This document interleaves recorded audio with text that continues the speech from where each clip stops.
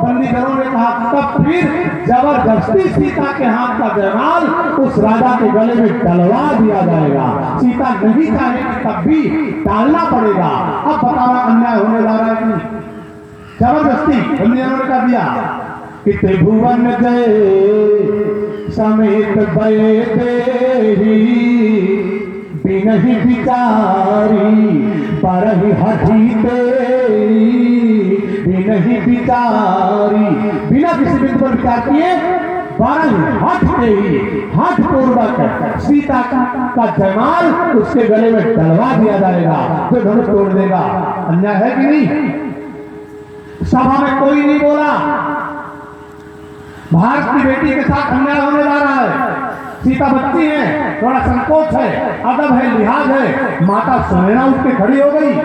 9 लाख वर्ष पहले की बात बता रहा हूं। भारत की देवी सुनैना अपने पति की बात का विरोध करने के लिए सभा में खड़ी हो गई और सबके सामने उच्च स्वर में कह दिया कि सचिव सभी मंत्री सत्ता के भय में दबे हुए हैं। ये उचित परामर्श राजा को नहीं दे रहे, कर रहे हैं। ये नहीं बोलेंगे। परामर्श राजा को देने के लिए सचिव को निर्भीक होना चाहिए। सुनैना बोलती है कि सचिव सब है सिख दे न कोई बुध समाज। गुरु पर भी उंगली उठाया।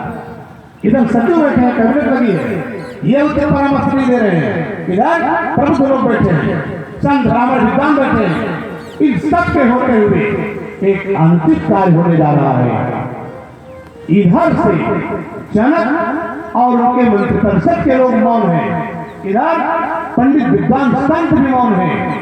तो सुनैना ने राजाओं से गुहार लगाई, क्या आप लोग इस धनुष यज्ञ में सम्मिलित होना चाहोगे? राजाओं, सुनैना कह रही है, राजाओं जरा ध्यान से देखो, इस बेटी को नजर उठा के देखो। इस नन्ही सी बच्ची सीता के साथ विवाह करना क्या आपकी उम्र के लिहाज से उचित होगा? राजा सहम गए। जनक को डिक्लेयर करवा दिए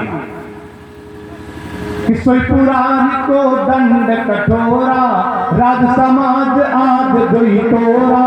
त्रिभुवन जय समेत भय देही बिनहि बिचारी बारहि हठ तेरी। जबरदस्ती जयमाल लगवाया। सुनैना ने कह दिया कि सचिव सब है सिख दे न कोई।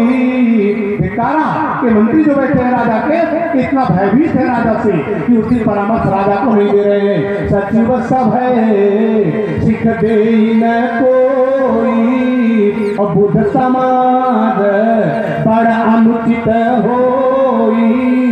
पति महाराज जनक की बात को सुनैना ने अनुचित कहा कि बुध समाज बड़ा अनुचित होई।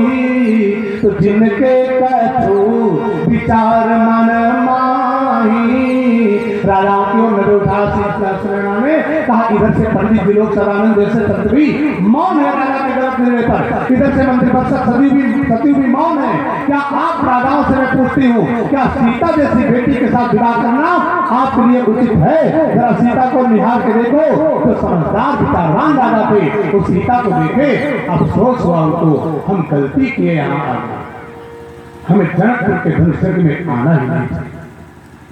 विवेकवान विचारशील राजाओं ने विचार किया कि अगर हम धनुष तोड़ने के लिए आगे बढ़ते भी हैं तो विवाह किससे करेगा? इस सीता से, जो मेरी बेटी से भी कम उम्र की है। इतनी नन्ही सी बच्ची जो मेरी बेटी से भी कम उम्र की है, क्या इसके साथ विवाह करना मेरे लिए उचित होगा? तमाम श्रेष्ठ बुजुर्ग राजा बैठे, उन लोगों ने सोचा जनक पता नहीं किस मूड में घोषणा कर दिए, लेकिन हम अगर धनुष तोड़ने के लिए कदम आगे बढ़ाएं तो सीता के साथ अन्याय है। उन विवेकी विचारवान राजाओं ने आने के बाद भी जनक जी की धनुष की कार्रवाई का बहिष्कार कर दिया। जिनके कछु विचार मन माही, चाप समीप महीप न जाही। चाप समीप सत्संग में जाएंगे समझ जाएगा क्या करना चाहिए क्या नहीं करना चाहिए। प्रतियोगिता में चले तो गए थे चाहिए, लेकिन जब सुनैना की आवाज सुनी, सीता को देखे, तब राजाओं ने कहा हम इस कार्रवाई का बहिष्कार करेंगे, हम धन छोड़ने के लिए आगे नहीं बढ़ेंगे।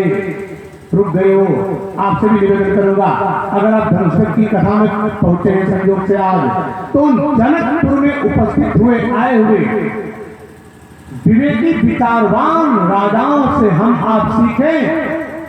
जैसे उन राजाओं ने सीता की उम्र को देखा तो निर्णय ले लिए हम धनुष तोड़ने के लिए कदम आगे नहीं बढ़ाएंगे, क्योंकि अगर हम कदम आगे बढ़ाए तो विवाह किससे करने की नीयत हमारी होगी, सीता से। आप लोगों से विनम्रता से निवेदन करूंगा, जमाना बदल गया, बदल नहीं गया, बिगड़ गया।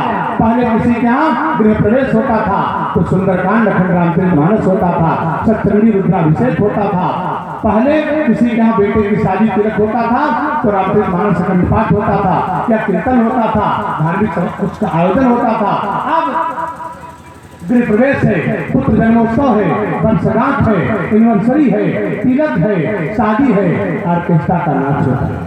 अच्छे लोग बैठे, बुरा मत मानिए, मैं तो कथा करके निकल जाऊंगा। बहुत बुरा लगे एक कप चाय मेरी ओर से पीजिएगा, मेरी सेहत पर असर नहीं पड़ेगा, सुबह आपका बढ़ेगा, मुझे कोई टेंशन नहीं है। हो सके तो मान लीजिए, अगर धर्म सभा में आप आए हैं तो बात धर्म की करूंगा, अच्छी लगे तो स्वीकार कर लीजिएगा, आपका आना मेरा बोलना सफल हो जाए, वरना टाइम पास करना, मनोरंजन करना आपकी मर्जी। अगर आए हो तो सुने, समझे और सीखें। आज किसी का कोई फंक्शन होता है, ऑर्केस्ट्रा का नाच होता है, आप सामाजिक व्यक्ति हैं, जाना आपका अनिवार्य है, जाएंगे, अपना सोशल नेटवर्क संपर्क का संबंध है, वहां जाइए, जलपान करिए, भोजन करिए, जिसके आप गए हैं उस व्यक्ति से मिलिए जुलिए, सब कुछ करिए।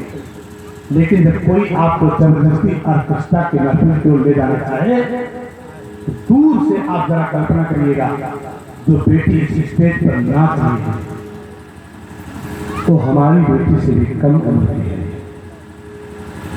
इस स्टेज पर सार्वजनिक सभा में इसका नाचना कोई मजबूरी हो सकती है, ये किसी दबाव में नाच रही होगी, किसी के प्रभाव में नाच रही होगी, या जिंदगी के अभाव में नाच रही होगी। बेटियां जो नाच रही है तो अभाव में, दबाव में, प्रभाव में नाच रही है।